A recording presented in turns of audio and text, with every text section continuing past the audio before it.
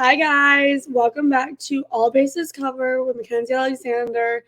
I hope you guys are enjoying kind of the athletes I've been bringing on lately, and you're learning something from them, and you're learning from things that you can resonate with and things like that. So today I have another athlete who is a friend of mine who plays softball for LSU, first team All SEC, first team All Regional SEC. Um, Involved with a lot of community service, is involved with FCA, which if you guys don't know what that is, it's Fellowship of Christian Athletes. Really, really cool program that just kind of brings sports and faith together. And Ali Newland is my guest this week, and so I'm super excited to have her on. And without further ado, let's get right into it. Hi, Ali. How are you? I'm good. Hi. Good, good. Okay, so let's just get right into it. You go to LSU, you're a senior. Tell me more about kind of your experience at LSU so far. Absolutely. It really has been the time of my life. I have loved getting to put these three letters on my chest every day, and I can't believe that senior year is here. It has flown by. I wish that I could make time slow down and do this again, but I've loved it. I think that it's been a crazy 4 years. I graduated in 2020, so I came in at the height of COVID. My first season here, we were all in masks. We barely got to go in the locker room. We couldn't talk to each other in the dugout. It was a crazy, crazy first year. But I think as I went forward, it really was like, well, nothing else can surprise me now. Felt like I was ready for everything. But since then, it's just been a whirlwind of a ride. I've played with a ton of incredible people, and can't believe it's all coming to a head here pretty soon. Yeah, so COVID, I didn't know that was your first season. You're from out of state. You're from Bremen, Georgia? Yeah, Bremen. Bremen. Okay, I thought it was Bremen, but That's okay. Most a people say little that. small town, right? Yes. Okay, so you leave your small town to go to your freshman year at LSU, out of state, in COVID, peak of COVID. You don't really know anybody. I mean, you know that they're your teammates, and then you just get thrown into like this simulation, it feels like. What were your emotions going through COVID and being like, did I mess up? Was I supposed to be here? Like, were you ever doubtful? They were crazy. They were all over the place for sure. I think not knowing anybody was hard. I going away from home was something that I wanted, though. I wanted a new experience. I wanted to get out of small town Georgia, just experience something new. COVID was difficult just because you work so hard to get somewhere, and then it's nothing like you think it's going to be. So I think everyone was a little bit like, "What are we doing here? Like, what is going on? Is this really what college is going to be like?" But as it progressed, we really just made the best of it. I think that was your only option. We were so isolated in the beginning. So I got to know my roommates really well in the spring. One of my freshman year roommates is my roommates today, 4 years later. She's my best friend. She will continue to be best friends for hopefully forever. And so I'm so thankful for that time, even if in the moment it felt crazy and out of control. Yeah. What was her name? I know you always post her and like she's a really good friend of yours, but what is her name? Yeah, Emily Casanova. She's number 10. Yeah. I bet having somebody though that you found and like a good friendship with, even though, it was a hard fall, it was like kind of just like, okay, this is why I'm here kind of thing. Cause I feel like personally that was me. I've been like, what did I just do in my life? Like, why did I just move out of state from everything I've ever known to come to be so isolated away from literally everybody? Like, Yeah. you're in a small town, so you're already not isolated, but you're very like secluded to the people you know. But then Mm-hmm. this is a whole different level because it's like, what am I doing? Yeah, it definitely was. I think the only people that I saw for more than practice every day was my roommates. Like I came home to my apartment and we pretty much hung out in our rooms a lot because you never know like who was sick and who had been exposed to COVID because we couldn't go to practice. So we had to be really careful and really intentional about the things that we did so that we didn't have to miss, the 10-day period of having to sit out and be isolated and tested 1 million times. What was the process like of being tested? Did you go test three times a week? How was that? So I think that we were tested once a week, and then if you did have COVID, then you had to get tested more often than that. But I think it was once a week for most of the fall. Was there ever like any heartbreaking though times like people got tested and they ended up like having COVID so they couldn't participate in like a tournament or like in something that they've been looking forward to the entire season?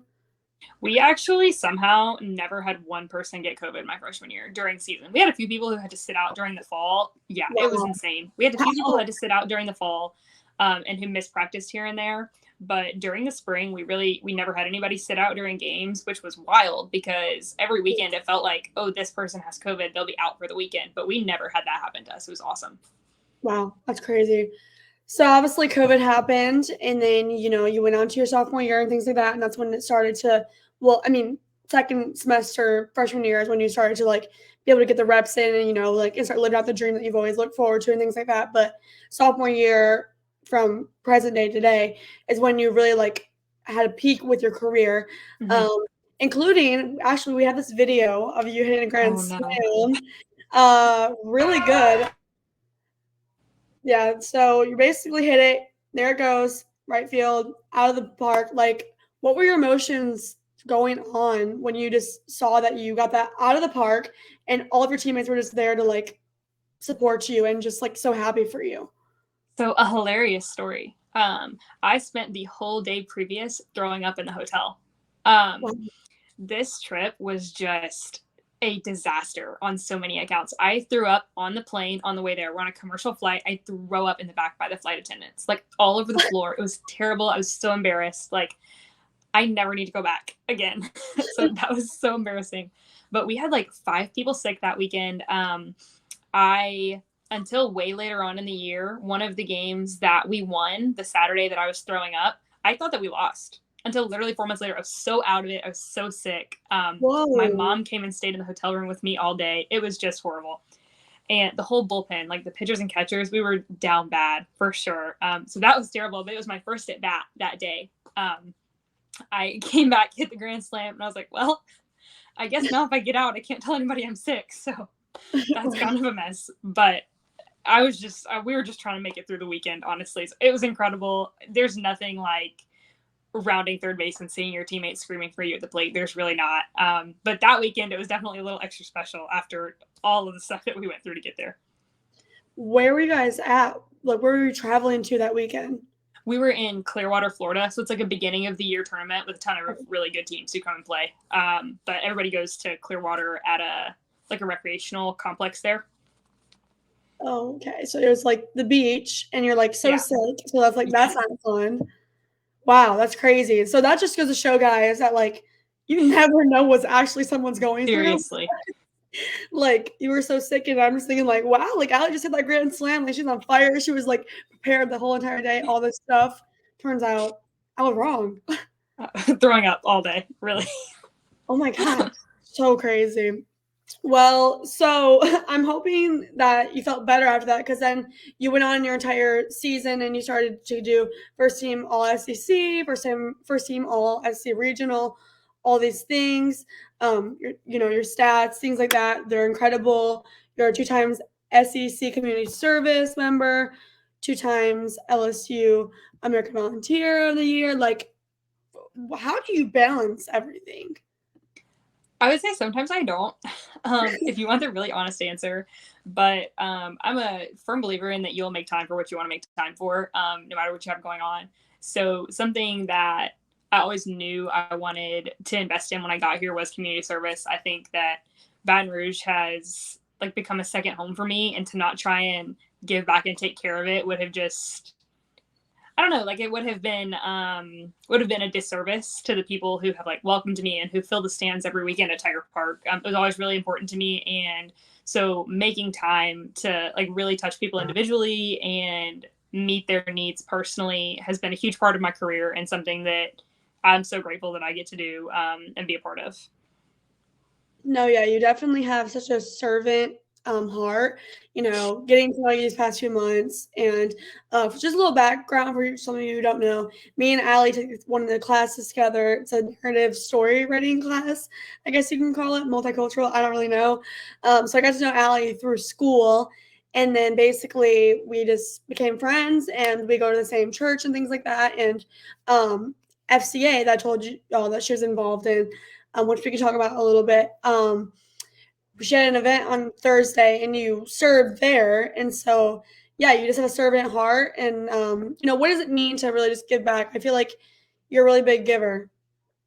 Yeah, I think it means the world to me to be able to influence this community in the way that I've gotten to. I think athletics gives us such an opportunity for good that it really is just a missed opportunity to not take it. So many people, especially like young girls in this state, have incredible role models to look up to with like so many great programs here, like McNeese, ULL, us, ULM, like La Tech. There's so many great like softball schools in the state for those girls to look up to, and I think being that person intentionally makes such a big difference and gives them not only something like to strive for, but like, oh my gosh, like that girl's really doing this and I can do it too. No, yeah, like being a woman in sports is not easy at all.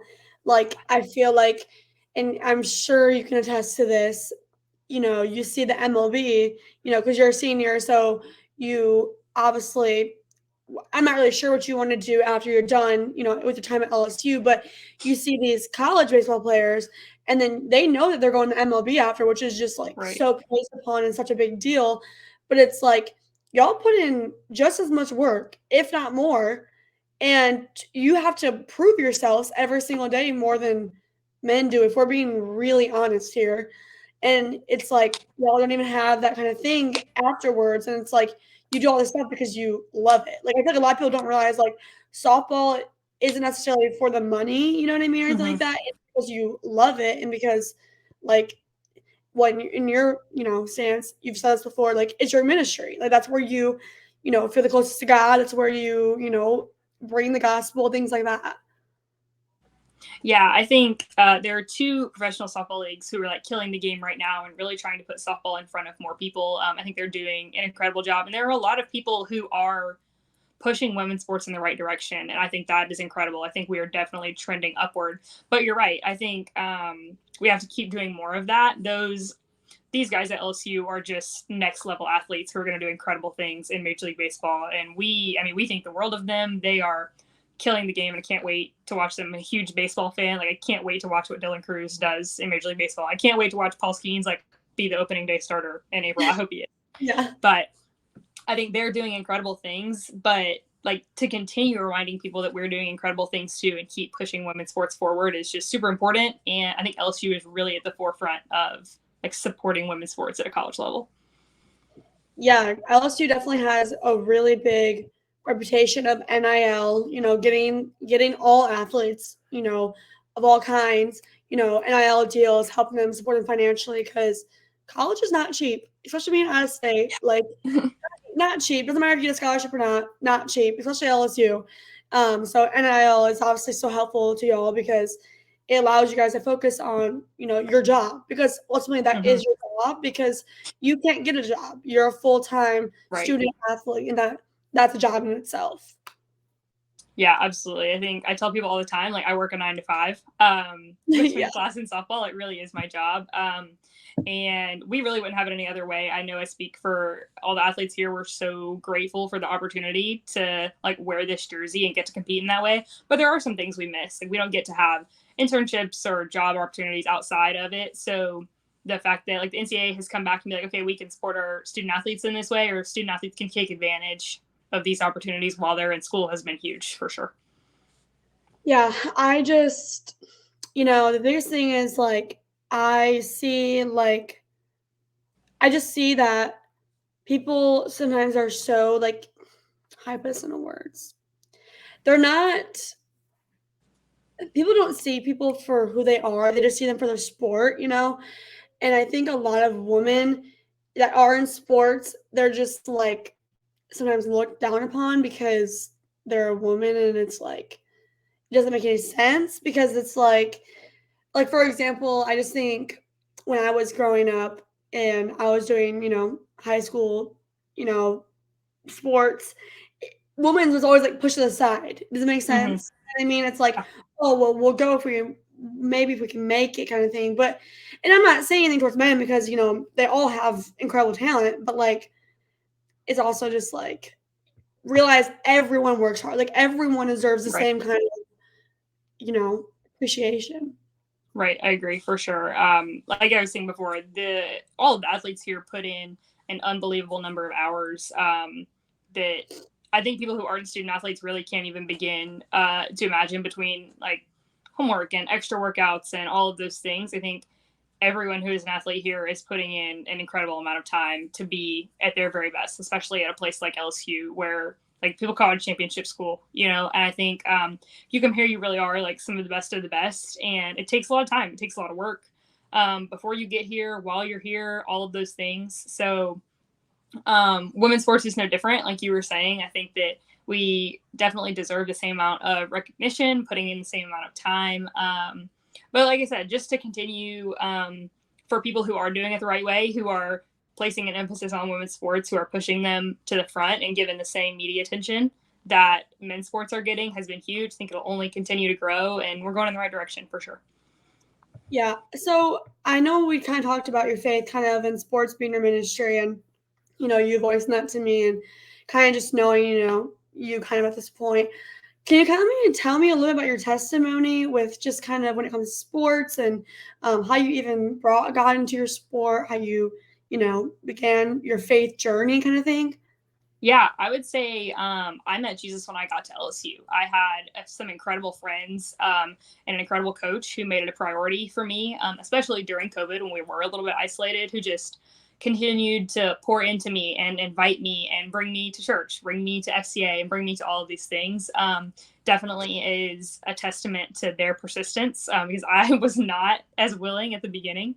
So their persistence and just their care and love for me was huge in creating my relationship with the Lord. I got here and so much of who I was wrapped up in softball.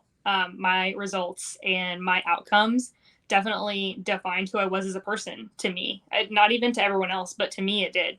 I think that like my batting average was going to determine whether I thought I was good or not, like in all areas of my life, not just not just as an athlete. So continuing to have them throughout my freshman year and even throughout the rest of my career where I have had spots that I've struggled has been huge. Just to have something to fall back on that says, hey, you're so much bigger than going 0 for 4, so much more important than making an error. And to continue to voice that and continue to be we talk about being like an image of Jesus all the time. I think that being able to do that on a platform where people have their eyes on you is just an incredible opportunity. And I think I'm so grateful to the people who didn't stop coming after me because now I have such a different relationship with softball. Like I'm able to like be the person that I know I am outside the white lines. And while I'm still probably not going to have a great Monday if I went over the weekend, I'm really able to like still think of myself as like existing outside the uniform. You know, I think that's a struggle for all of us, especially elite athletes who compete at this level. So much of who we are is wrapped up in this because it's what so much of our time is wrapped up in. So I think that anytime I can look like you matter outside of your jersey, like you matter outside of wearing number 44, I hope that I do that really well. And I hope that people see that in interacting with me and watching me play, in friendships with me. I think it's so important. No, yeah, 1000%. And obviously, you know, when you have God at the center of everything you do, sports, life, being a student, whatever it may be, wherever your ministry is, your gifts only get greater, right? I mean, speaking of gifts, you know, your you know, batting average and you know, when you got that grand slam and things like that, it's like God recognizes you honoring him and like putting him first, and so he'll do that. And so now that we're on the topic of like batting average and all that, what is your batting average? Like, how does that vary? Right now it's 0. So I don't know, we're in the fall. I've had a pretty successful fall now that we've wrapped up our fall games. I'm proud of how my fall went. I think that this team has grown so much from August to now. So I'm so excited to see what they'll do in the spring. But it really just depends on how the weekend is going. Like sometimes we play great pitchers who get the best of you, and sometimes you have a great weekend. All these athletes are so good and so talented that you really have to take it one pitch and one at bat at a time, or it's going to be a really long season. So in that picture right there, what game was that? And I guess like who photographs you guys? Honestly, I don't know. We've worn that uniform a decent number of times. It could have been a lot of different games. That's from my sophomore year probably, because I got a new bat the year before or the year after that. But we have a ton of super talented photographers within LSU athletics. South Stadium Productions does a ton of our creative things. They have a bunch of student photographers who put in an unreal amount of hours to make us look good and make LSU look good. So we're super grateful for them. But I think it's probably sophomore year. Awesome.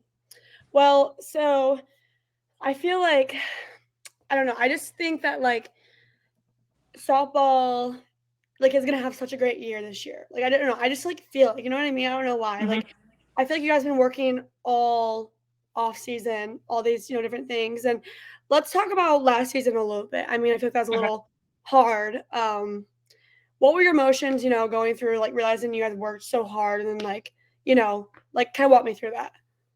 Absolutely. I think that it was heartbreaking. I can't even begin to tell you how much these girls care. Anytime you invest a ton of time into something, your emotional attachment is greater, right? So these girls care so much. They put in so much time. And I think we were heartbroken. And I think that's okay to say because we did work so hard for it. But it's just life. Like it's why you play the game. Nothing is guaranteed. So I think just continuing to remind myself that it happened for a reason. Like God had a plan. Because if I don't, I'll go crazy.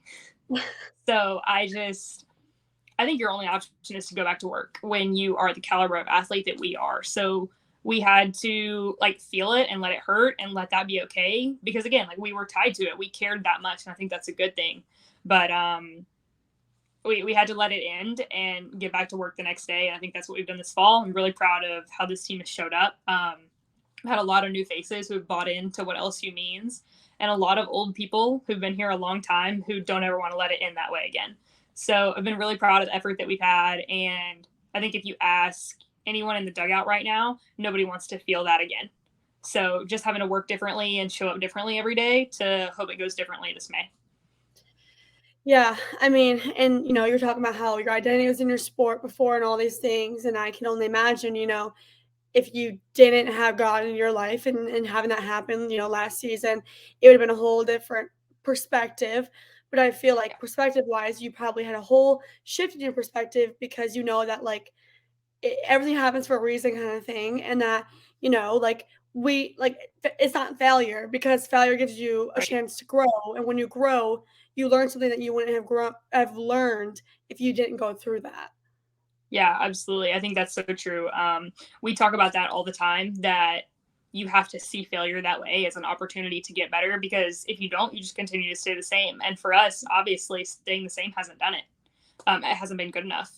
So definitely the perspective shift is so important. I think that it could have just as easily felt like, oh my gosh, my life's over because this season's over and we were supposed to be so good and we were supposed to do all these things. But just reminding myself that like it's so much bigger than wins and losses for me, right? Like there are so many people in the stands who, yes, of course they care if I win or lose, but they get to watch me live my life every day, and they get to watch me do it in a way that I hope is pleasing to God and looks like Jesus in so many ways.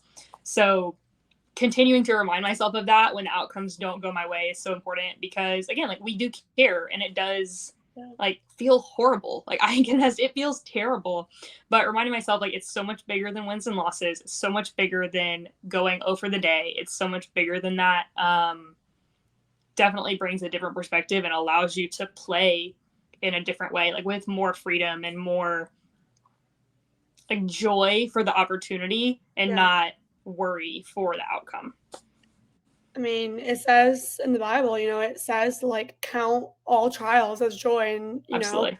it's like, why would I ever think this is joyful? You know what I mean? Right. But like, you're persevering. You're learning how to endure through hard things, because people don't realize if you didn't go through those things that really help you mold you into the person Mm-hmm. that you are, you won't grow. You know what I mean? The only way Yeah, to grow sometimes is to go through those things. And so, yeah, no, thanks for sharing that, because I always wonder that. And I mean, there's a lot of people I'm sure in the same position that, have those games that are like, what the heck? Like, where did I go wrong? And then blame it all on themselves. And, you probably did that in that game, last spring. But I feel like once you said, like, once you find that your identity is not in what you play, it's about in Jesus and who he says you are, and not in your sport. Like, softball is just what you do. It's not who you are. And I feel like a lot of people can get really caught up in that.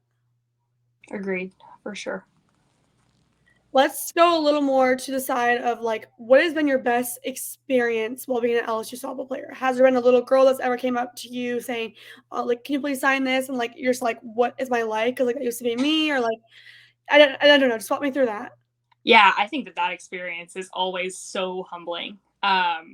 There are like little girls everywhere who are like, "Oh my gosh, I can't believe that she plays softball at LSU," which is such a full circle moment because I remember watching the TV and being like, "I can't wait to do that one day." So to know that I'm that person for young people is so humbling, and like I hope that I never take it for granted. But there are kids at our games all the time who wait for however long afterward for us to come out there and sign their stuff, and who know exactly what we did. You're the one who hit the home run. You're the catcher. You're number 44. And I'm like, why do you know that about me? Like, I'm just, but I tell people all the time, I forget that we play on TV sometimes. Like, I am so grateful and have so much joy that I just get to play. But sometimes I forget. I'm out there like dancing in the outfield and chatting with the people in the stands. And it's just such an incredible opportunity. Like, my job is to play softball with my best friends every day. Like, that's my job. And I think when I put it in perspective like that, it's so much more fun, and there's so much more just like life-giving moments that the game brings to you. Yeah, no, like, literally, like, me and my mentors, me and my friends, like, talk about all the time, like, find something you love, because if you do what you love, you never work a day in your life. I mean, obviously, there's still going to be those tasks that you have to do in any type of work environment, Mm-hmm. sports, business, being a CEO of your own business, whatever it may be. But the thing is that, like, it doesn't matter, because at the end of the day, you have your why behind it. And I think a lot of people will lose their whys, and you'll hear about all these like, just these terrible stories about how people lose the love for the game, including Mm-hmm. myself. I've been through that with softball, actually. And, it's like the coach made me lose love for the game. And it's like, it is the coach's fault in some aspect, absolutely. But it's Mm-hmm. your love for the game. You know what I mean? Yeah. Like, no one can make you quit the game, only you can. Yeah, I definitely agree with you. You have to find like your own joy in it for sure. Yeah, so we're gonna wrap up. So what is something that LSU softball has that no other program has? I think this is gonna sound a little bit silly, but like we have a little bit of swagger. Yeah. And that I have loved that about here. I think that it has grown it in me, like a little bit of fight that I didn't know I had. But Mm. that's what LSU is. I tell people that all the time. Like, you think you know crazy until you get here, and not even in a bad way. They just love this place so much. Yes. And I think that I never knew what that felt like before. Like, I would fight for LSU today. Like, the baseball team, for the swim and dive team, like, I'm ready at all times. But I think that I didn't know what that felt like until I came here, like to love something that much and be so passionate about like three letters that didn't mean anything to me before my freshman year of college.